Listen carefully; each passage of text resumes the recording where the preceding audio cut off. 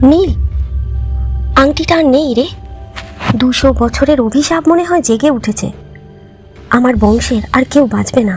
নীলকণ্ঠ নিজের মনেই বলে ওঠে, পিনাক আলিপুরদুয়ার থেকে।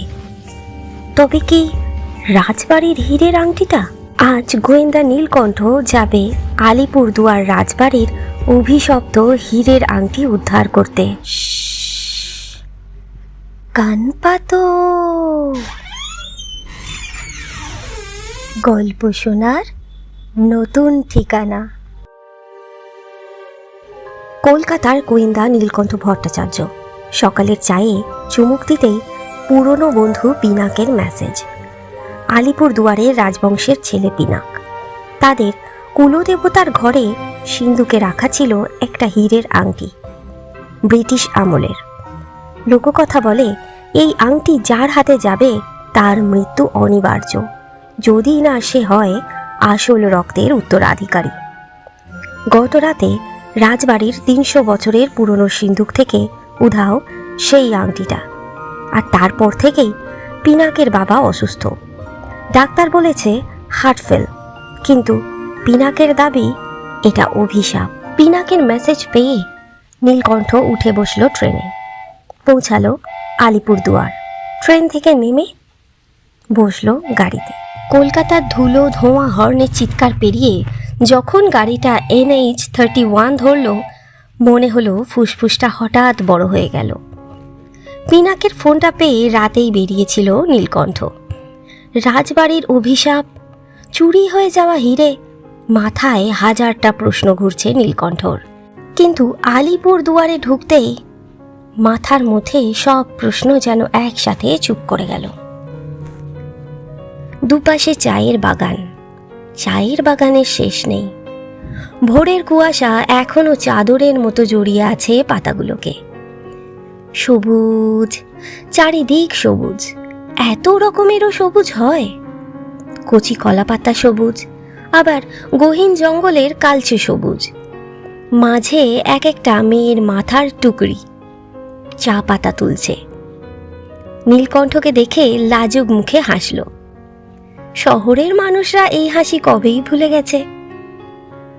ড্রাইভার বলল, স্যার ওই যে সামনে কালজানি নদী। ব্রিজের উপর গাড়ি থামল। নেমে রেলিং ধরে দাঁড়ালো নীলকণ্ঠ। নিচে নুড়ি পাথরের উপর দিয়ে বয়ে যাচ্ছে কাঁচের মতো স্বচ্ছ জল। পায়ের পাতা দেখা যায়। ওপারে ভুটান পাহাড়। মেঘ কেটে রোদ পড়ছে। মনে হলো কেউ যেন বিশাল এক ক্যানভাসে নীল আর সবুজ দিয়ে ছবি এঁকেছে। জলদাপাড়া পেরোনোর সময় গা ছমছম করে। শাল সেগুনের জঙ্গল দুপাশে দেওয়াল হয়ে দাঁড়িয়ে আছে। মনে হয় এই বুঝি একটা ময়ূর পেখম মেলে রাস্তা পার হবে, কিংবা কোনো দাঁতালের দল। ড্রাইভার বলল, গত সপ্তাহেই নাকি হাতির পাল রাস্তা আটকে রেখেছিল 2 ঘন্টা। অভিশাপ খুঁজতে এসেছে নীলকণ্ঠ, কিন্তু এই জঙ্গলের আদিম গন্ধটা একটা ঘোর। এখানে মানুষের লোভ, খুন, চুরি না না বড় বেমানান লাগে। আলিপুরদুয়ার শহরে ঢোকার মুখে ছোট্ট একটা হাট। মাটির ভাঁড়ে চা, গরম সিঙাড়া। চায়ে চুমুক দিতেই মনে হলো এই সরলতাটা বাঁচাতেই কি পিনাকের বাবা এত বড় নাটক করেছে। এই আকাশ, এই পাহাড়, এই নদী, এর কোনো দাম হয় না। অথচ একটা হীরের আংটির জন্য মানুষের লোভ বড়ই ভয়ঙ্কর। ড্রাইভারকে থামতে বলল। NH-31 ছেড়ে একটা কাঁচা রাস্তা ঢুকে গেছে শালবনের বুক চেড়ে। ম্যাপ দেখাচ্ছে এই রাস্তা রাজবাড়ির পিছনের দিকের গেটে যাবে, শর্টকাট। কিন্তু দিনের বেলাতেও এখানে আলো ঢোকে না। পায়ের নিচে শাল পাতার বিছানা। প্রত্যেকটা পা ফেলছে আর মনে হচ্ছে জঙ্গলটা নিঃশ্বাস বন্ধ করে নীলকণ্ঠকে মাপছে। নীলকণ্ঠ উপরের দিকে তাকায়। আকাশ নেই, শুধু শাল সেগুনের ডালপালা হাত ধরাধরি করে একটা সবুজ ছাদ বানিয়েছে। সেই ছাদ ফুঁড়ে সূর্যের আলো তীরের মতো নেমে এসেছে মাটিতে। ধুলোর কণাগুলো সোনার গুঁড়োর মতো উঠছে। হঠাৎ জঙ্গলটা যেন চুপ করে গেল। ঝিঝি, পাখির আওয়াজ, এমনকি হাওয়াও। এই নিস্তব্ধতার একটা শব্দ আছে, বুকের ভিতর যেন ঢাক পেটায়। ড্রাইভার বলল, দাদা, জঙ্গলের নিয়ম, চুপ হয়ে গেলে বুঝবেন রাজা বেরিয়েছে। রাজা? রাজা মানে বাঘ না হাতি, কে জানে। সামনে একটা সরু নালা, জল কাঁচের মতো পরিষ্কার। ঝুঁকে দেখল নীলকণ্ঠ। নীলকণ্ঠ ছায়ার পাশে যেন মনে হলো আরেকটা ছায়া। চমকে উঠে পিছনে তাকালো। না, কেউ নেই, শুধু একটা লতা পাতা ঝুলছে। কিন্তু নালার পাড়ে টাটকা পায়ের ছাপ। মানুষের না, বিশাল, একটু গোল ধরনের। তবে কি রাজা? নাকি রাজা সদল বলে গেছে এদিক দিয়ে? আর তার মধ্যে একটা জুতোর পায়ের ছাপ। এত গহীন জঙ্গলে। হঠাৎ নীলকণ্ঠ একটা গন্ধ পেল। কিসের যেন একটা গন্ধ, ভিজে মাটি, পচা পাতা। না না না, তার সাথে একটা চন্দনের মিষ্টি গন্ধ আছে। ড্রাইভার বলল, এই জঙ্গলে একটা পুরনো মন্দির আছে, 200 বছর আগেকার, কিন্তু খুব একটা কেউ আসে না। নীলকণ্ঠ নিজেকে সামলে বলে, শান্ত হও নীল, শান্ত হও। এটা কলকাতা না, এটা ডুয়ার্স। এখানে গল্প আর সত্যি মিলে মিশে একাকার।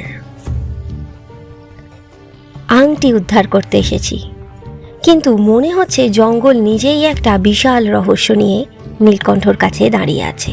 গাড়িতে উঠে বসে নীলকণ্ঠ। গাড়ি এগিয়ে চলে। রাজবাড়ির গেট দেখা যাচ্ছে। প্রকৃতি দেখা শেষ। এবার অভিশাপের মুখোমুখি হওয়ার পালা। নীলকণ্ঠ আসে বাড়িতে। পিনাক এগিয়ে আসে। পিনাককে নীলকণ্ঠ জিজ্ঞাসা করে, সিন্ধুক খুলল কিভাবে? চাবি তো তোর বাবার কাছে থাকে। পিনাক বলে, সেটাই তো রহস্য। সিন্ধুক অক্ষত, তালা ভাঙেনি, শুধু আংটিটা নেই। আর দেখ। এরপর বাক্স খুলে দেখায়। এ কি? দেখে একটা পুরনো চিঠি, 1871 সালের। তাতে লেখা আছে, আমি রবার্ট ক্লাইভের নাতি, এই আংটিটা আমি ফেরত নেব। মানে? পিনাক বলে, ব্রিটিশরা নাকি এই আংটিটা আমাদের পূর্বপুরুষের থেকে লুট করেছিল, পরে ফেরত দিয়ে গেছে, কিন্তু বলে গিয়েছিল একদিন ফিরিয়ে নিয়ে যেতে আসবে। এরপর নীলকণ্ঠ বাড়ির সকলকে ডাকে এবং তাদের মধ্যে 3 জনকে সন্দেহের লিস্টে রাখে। কাকা হরেন্দ্র নারায়ণ। সম্পত্তি নিয়ে পিনাকের বাবার সাথে ঝগড়া। রাতে তাকে বাগানে দেখা গেছে। পুরনো কাজের লোক রমেন, 40 বছর ধরে আছে। গত মাসে ছেলের চিকিৎসার জন্য টাকা চেয়েছিল। আর পিনাকের জারতুতো দিদি মল্লিকা, কালই লন্ডন থেকে এসেছে, অ্যান্টিক জিনিসের ব্যবসা করে। নীলকণ্ঠ মনে মনে ভাবে, সিন্ধুক অক্ষত মানে চাবি দিয়ে খোলা হয়েছে। কোনো ডুপ্লিকেট চাবি, নাকি সিন্ধুক খোলার অন্য কোনো রাস্তা আছে? হঠাৎ পিনাকের মা চিৎকার করে ওঠে, ওরে পিনাক, তোর বাবা কথা বলছে না। সবাই দৌড়ে যায় সেই ঘরে। পিনাকের বাবাকে জল খাওয়ানো হয়। আস্তে আস্তে উঠে বসে। নীলকণ্ঠ বলে, সিন্ধুকটা আমি আরেকবার দেখতে চাই। পিনাক নীলকণ্ঠকে নিয়ে যায় রাজবাড়ির ঠাকুর ঘরে। নীলকণ্ঠ সিন্ধুকের গায়ে টোকা দেয়। কিছু একটা সন্দেহজনক মনে হয়। নীলকণ্ঠ পিনাককে বলে সিন্ধুকটা খোলার জন্য। খুলে দেখে সিন্ধুকের নিচটা ফাঁপা আওয়াজ হচ্ছে। 300 বছর আগে রাজমিস্ত্রিরা একটা গুপ্ত কুঠুরি বানিয়ে রেখেছিল।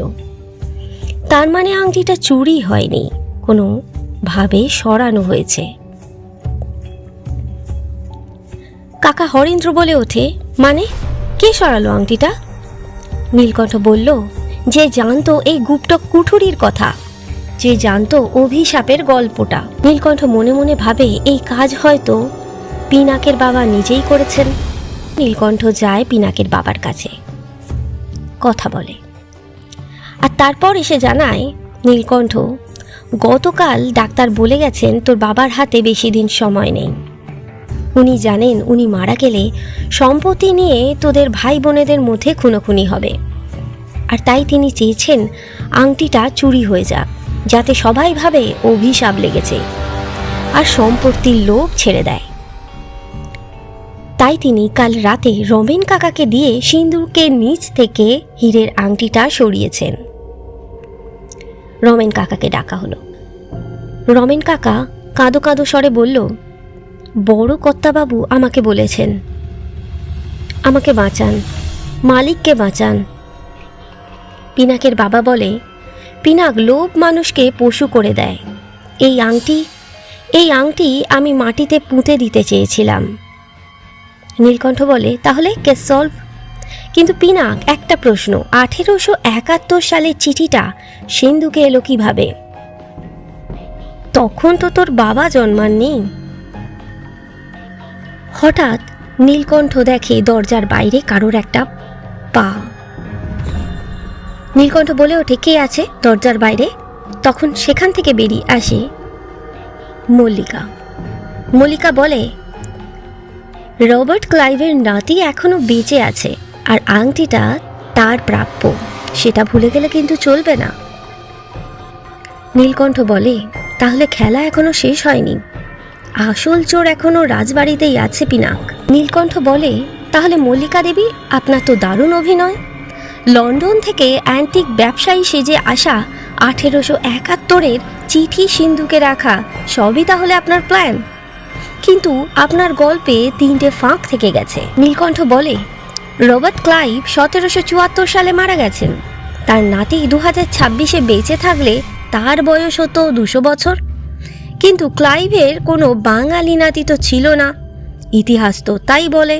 নীলকণ্ঠ এগিয়ে যায় একটা ছবির দিকে, পিনাকের ঠাকুরদার ছোটবেলার ছবি, 1952 সাল। তার হাতে এই হীরের আংটি, মানে আংটিটা ক্লাইভ ফেরত দেয়নি, তোদের কাছেই ছিল সব সময়। মল্লিকা বলে, তার মানে আপনি কি বলতে চান? নীলকণ্ঠ বলে, আমি বলতে চাই আসল চোর যে আপনিই মল্লিকা দেবী। রমেন কাকা আংটিটা লুকিয়েছে পিনাকের বাবার কথায়, চুরি করেনি। ভাবুন সবাই, সিন্ধুক অক্ষত, ডুপ্লিকেট কোনো চাবি নেই। গুপ্ত কুঠুরির কথা শুধু পরিবারের লোক জানে।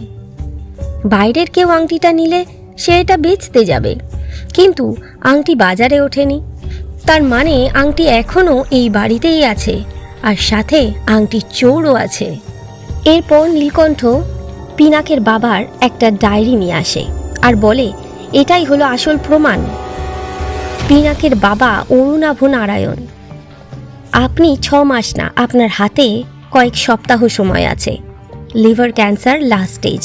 আপনি জানতেন মারা গেলে কাকা হরেন্দ্র আর মল্লিকা সম্পত্তির জন্য কোর্ট কাচারি করবে। পিনাক ছেলে মানুষ, ও পারবে না, তাই আপনি নিজের মৃত্যুর নাটক করলেন। অরুণাভ নারায়ণ বললেন, তুমি কি করে জানলে নীল? নীলকণ্ঠ বলে, আপনার ডায়েরির শেষ পাতা লেখা আছে, আমি চলে গেলে আংটিটা যেন পিনাকের বউয়ের হাতে যায়, ওই একমাত্র লোভী নয়। আপনি আংটিটা সরিয়ে অভিশাপের গল্প ছড়ালেন, যাতে ভয়ে কেউ সম্পত্তি না চায়। রমেন কাকাকে দিয়ে জঙ্গলের পুরনো মন্দিরে পুঁতে রাখতে বলেছিলেন, কিন্তু মল্লিকা সেটা আড়ি পেতে শুনে ফেলে। ও আসল আংটিটা সরানোর আগেই নকল আংটিটা বানিয়ে রাখে সিন্ধুকে, আর 1871 নকল চিঠি ঢুকিয়ে ক্লাইভের গল্প ফাঁদে, যাতে সবাই ভাবে বিদেশি শক্তি নিয়ে গেছে, পুলিশ খুঁজবে না। মল্লিকা চিৎকার করে ওঠে, প্রমাণ? প্রমাণ কি? প্রমাণ দাও, প্রমাণ দাও। নীলকণ্ঠ বলে, প্রমাণ? আসল আংটিটাই যে প্রমাণ। জলদাপাড়ার জঙ্গলে ঢোকার সময় নালার ধারে আমি একটা জুতোর পায়ের ছাপ দেখেছিলাম। সেই জুতোর পায়ের ছাপ যে বলছে মল্লিকা এটা তোমারই পায়ের মাপ। তুমি কাল রাতে আংটিটা খুঁজতে গিয়েছিলে মন্দিরে, কিন্তু আসার পথে ভাল্লুকের ভয়ে ফেলে আসো।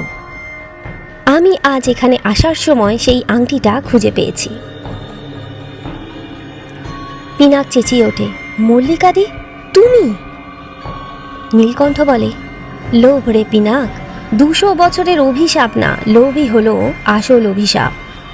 তোর কাকা হরেন্দ্র চেয়েছিলেন সম্পত্তি, মল্লিকা চেয়েছিল হিরে, আর তোর বাবা চেয়েছিল শান্তি। হঠাৎ পুলিশের গাড়ির শব্দ। নীলকণ্ঠ বলে, পুলিশকে আমিই খবর দিয়েছি পিনাক, মল্লিকাকে নিয়ে যাবে। কিন্তু আংটিটা? এটা তোর বাবার শেষ ইচ্ছা। এটা বিক্রি করে বাবার চিকিৎসা করাবি না, এটা রাজবাড়ির জাদুঘরে দান করবি। লিখে দিবি লোভের চেয়ে বংশের সম্মান অনেক বড়। অভিশাপ তাহলেই কাটবে। অরুণাভ নারায়ণ বলে, নীলকণ্ঠ, তুমি শুধু গোয়েন্দা না, তুমি আমার ছেলেটাকে বাঁচালে, তুমি ওর আসল বন্ধু। আলিপুর দুয়ারের রাজবাড়িতে সেদিন সকাল হলো। অভিশাপ না, একটা নতুন ভোর নিয়ে এলো। হীরের আংটি গেল জাদুঘরে, মল্লিকা গেল জেলে, আর গোয়েন্দা নীলকণ্ঠ সে তখন কলকাতার ট্রেনে চেপে বসেছে, পরের কেসের ফাইল খুলছে। কারণ শহর জঙ্গল রাজবাড়ি, যেখানেই লোভ সেখানেই নীলকণ্ঠর ডাক পড়ে। তোমাদের কি মনে হয় নীলকণ্ঠ এরপর কোথায় যাবে? শহর, জঙ্গল, নাকি কোনো রাজবাড়িতে? আমি রুয়া নিয়ে আসব নতুন কোনো গল্প নিয়ে। ততক্ষণ কান পাতো, কারণ প্রতিটা দেওয়ালের একটা গল্প আছে।